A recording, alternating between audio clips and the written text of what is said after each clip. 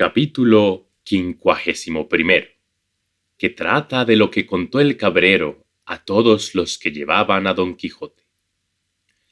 3 leguas de este valle está una aldea que, aunque pequeña, es de las más ricas que hay en todos estos contornos, en la cual había un labrador muy honrado, y tanto que aunque es anexo el ser rico al ser honrado, más lo era él por la virtud que tenía que por la riqueza que alcanzaba.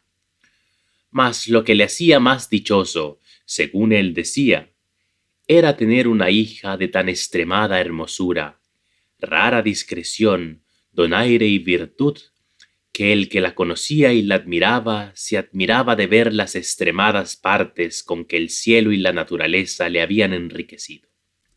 Siendo niña fue hermosa, y siempre fue creciendo en belleza, y en la edad de 16 años fue hermosísima. La fama de su belleza se comenzó a extender por todas las circunvecinas aldeas. ¿Qué digo yo por las circunvecinas nomás, si se extendió a las apartadas ciudades y aún se entró por las salas de los reyes y por los oídos de todo género de gente, que como cosa rara o como imagen de milagros de todas partes a verla venían? Guardábala su padre y guardábase ella, que no hay candados, guardas ni cerraduras que mejor guarden a una doncella que las del recato propio. La riqueza del padre y la belleza de la hija movieron a muchos, así del pueblo como forasteros, a que por mujer se la pidiesen. Mas él, como a quien tocaba disponer de tan rica joya, andaba confuso sin saber determinarse a quién la entregaría de los infinitos que la importunaban. Y entre los muchos que tan buen deseo tenían, fui yo uno, a quien dieron muchas y grandes esperanzas de buen suceso conocer que el padre conocía quién yo era, el ser natural del mismo pueblo, limpio en sangre, en la edad floreciente, en la hacienda muy rico y en el ingenio no menos acabado. Con todas estas partes la pidió también otro del mismo pueblo, que fue causa de suspender y poner en alabanza la voluntad del padre, a quien parecía que con cualquiera de nosotros estaba su hija bien empleada. Y por salir de esta confusión, determinó decírselo a Leandra, que así se llamaba la rica que en miseria me tiene puesto, advirtiendo que, pues los dos éramos iguales, era bien dejar a la voluntad de su querida hija el escoger a su gusto, cosa digna de imitar de todos los padres que a sus hijos quieren poner en estado. No digo yo que los dejen escoger en cosas ruines y malas, sino que se las pongan buenas y de las buenas que escojan a su gusto. No sé yo el que tuvo Leandra, solo sé que el padre nos entretuvo a entrambos con la poca edad de su hija y con las palabras generales, que ni le obligaban ni nos desobligaba tampoco. Llámase mi competidor Anselmo, y yo Eugenio, porque vais con noticia de los nombres de las personas que en esta tragedia se contienen, cuyo fin aún está pendiente, pero bien se deja entender que será desastrado. En esta sazón vino a nuestro pueblo un Vicente de la Rosa, hijo de un pobre labrador del mismo lugar, el cual Vicente venía de las Italias y de otras diversas partes de ser soldado. Llevóle de nuestro lugar, siendo muchacho de hasta 12 años, un capitán que con su compañía por allí acertó a pasar. Y volvió el mozo de allí a otros 12, vestido a la soldadesca, pintado con 1000 colores, lleno de 1000 dijes de cristal y sutiles cadenas de acero. Hoy se ponía una gala y mañana otra, pero todas sutiles, pintadas de poco peso y menos tomo. La gente labradora, que de suyo es maliciosa, y dándole el ocio lugar es la misma malicia, lo notó, y contó punto por punto sus galas y preseas.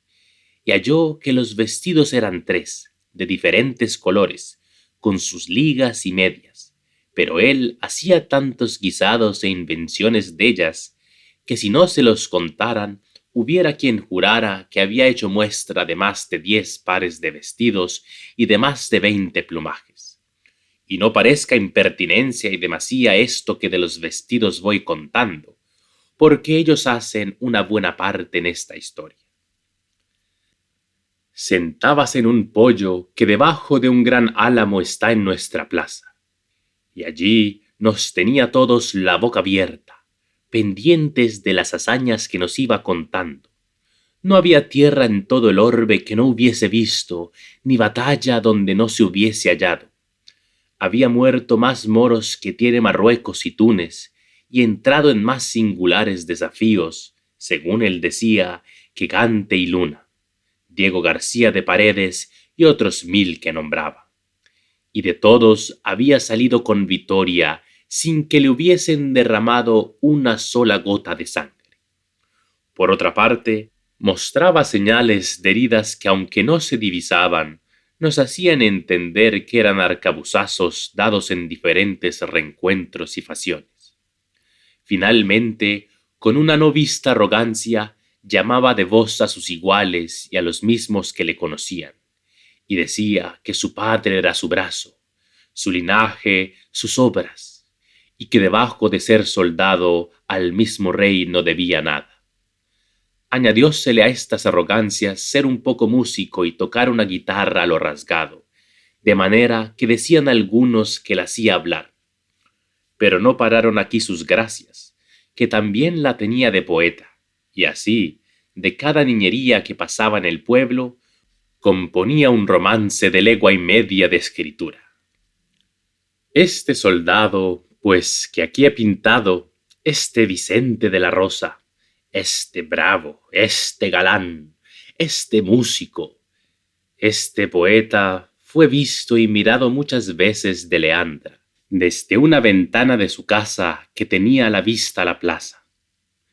Enamoróla el oropel de sus vistosos trajes, encantáronla sus romances, que de cada uno que componía daba 20 traslados. Llegaron a sus oídos las hazañas que él de sí mismo había referido, y finalmente, que así el diablo lo debía de tener ordenado, ella se vino a enamorar de él, antes que en él naciese presunción de solicitarla. Y como en los casos de amor no hay ninguno que con más facilidad se cumpla que aquel que tiene de su parte el deseo de la dama, con facilidad se concertaron Leandra y Vicente, y primero que alguno de sus muchos pretendientes cayesen en la cuenta de su deseo, ya ella le tenía cumplido, habiendo dejado la casa de su querido y amado padre, que madre no la tiene, y ausentándose de la aldea con el soldado, que salió con más triunfo de esta empresa que de todas las muchas que él se aplicaba. Admiró el suceso a toda la aldea, y aun a todos los que de él noticia tuvieron. Yo quedé suspenso, Anselmo atónito, el padre triste, sus parientes afrentados, solícita la justicia, los cuadrilleros listos. Tomáronse los caminos, escudriñáronse los bosques y cuanto había, y al cabo de 3 días hallaron a la antojadiza Leandra en una cueva de un monte, desnuda en camisa, sin muchos dineros y preciosísimas joyas que de su casa había sacado. Volviéronla a la presencia del lastimado padre, preguntáronle su desgracia. Confesó sin apremio que Vicente de la Rosa la había engañado, y debajo de su palabra de ser su esposo, la persuadió que dejase la casa de su padre, que él la llevaría a la más rica y más viciosa ciudad que había en todo el universo mundo, que era Nápoles, y que ella, mal advertida y peor engañada, le había creído. Y robando a su padre, se le entregó la misma noche que había faltado, y que él la llevó a un áspero monte, y la encerró en aquella cueva donde la habían hallado. Contó también cómo el soldado, sin quitarle su honor, le robó cuanto tenía, y la dejó en aquella cueva y se fue. Suceso que de nuevo puso en admiración a todos. Duro se nos hizo de creer la continencia del mozo, pero ella lo afirmó con tantas veras que fueron parte para que el desconsolado padre se consolase, no haciendo cuenta de las riquezas que le llevaban, pues le habían dejado a su hija con la joya que, si una vez se pierde, no deja esperanza de que jamás se cobre. El mismo día que pareció Leandra, la despareció su padre de nuestros ojos, y la llevó a encerrar en un monasterio de una villa que está aquí cerca, esperando que el tiempo gaste alguna parte de la mala opinión en que su hija se puso. Los pocos años de Leandra sirvieron de disculpa de su culpa, a lo menos con aquellos que no les iban algún interés en que ella fuese mala o buena. Pero los que conocían su discreción y mucho entendimiento no atribuyeron a ignorancia su pecado, sino a su desenvoltura y a la natural inclinación de las mujeres, que por la mayor parte suele ser desatinada y mal compuesta. Encerrada Leandra, quedaron los ojos de Anselmo ciegos, a lo menos sin tener cosa que mirar que contento le diese. Los míos en tinieblas, sin luz que a ninguna cosa de gusto les encaminase. Con la ausencia de Leandra crecía nuestra tristeza, apocábase nuestra paciencia, maldecíamos las galas del soldado y abominábamos del poco recato del padre de Leandra. Finalmente, Anselmo y yo nos concertamos de dejar la aldea y venirnos a este valle, donde él, apacentando una gran cantidad de ovejas suyas propias, y yo un numeroso rebaño de cabras, también mías, pasamos la vida entre los árboles, dando vado a nuestras pasiones o cantando juntos alabanzas o vituperios de la hermosa Leandra, o suspirando solos y a solas comunicando con el cielo nuestras querellas. A imitación nuestra, otros muchos de los pretendientes de Leandra se han venido a estos ásperos montes, usando el mismo ejercicio nuestro, y son tantos que parece que este sitio se ha convertido en la pastoral Arcadia, según está colmo de pastores y de apriscos, y no hay parte en él donde no se oiga el nombre de la hermosa Leandra. Este la maldice y la llama antojadiza, varia y deshonesta. Aquel la condena por fácil y ligera. Tal la absuelve y perdona, y tal la justicia y vitupera. Uno celebra su hermosura, otro reniega de su condición.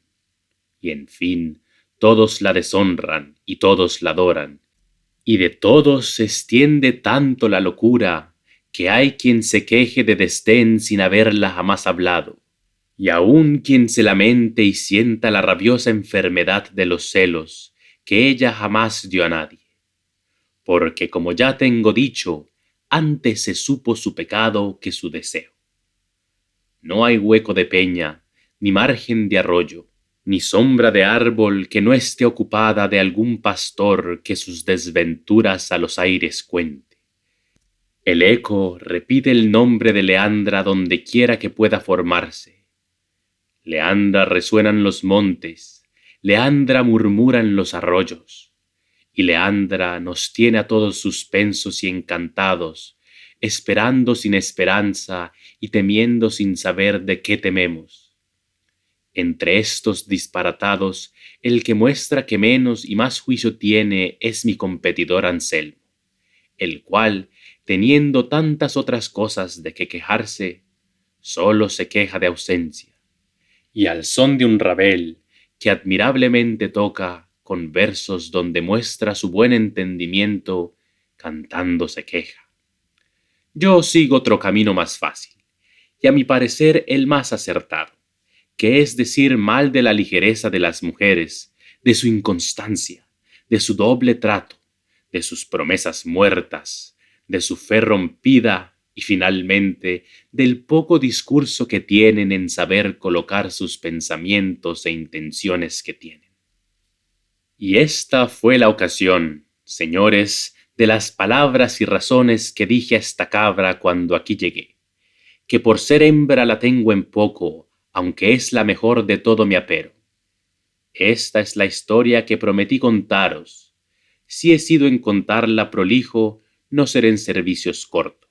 Cerca de aquí tengo mi majada, y en ella tengo fresca leche y muy sabrosísimo queso, con otras varias y sazonadas frutas, no menos a la vista que al gusto agradables.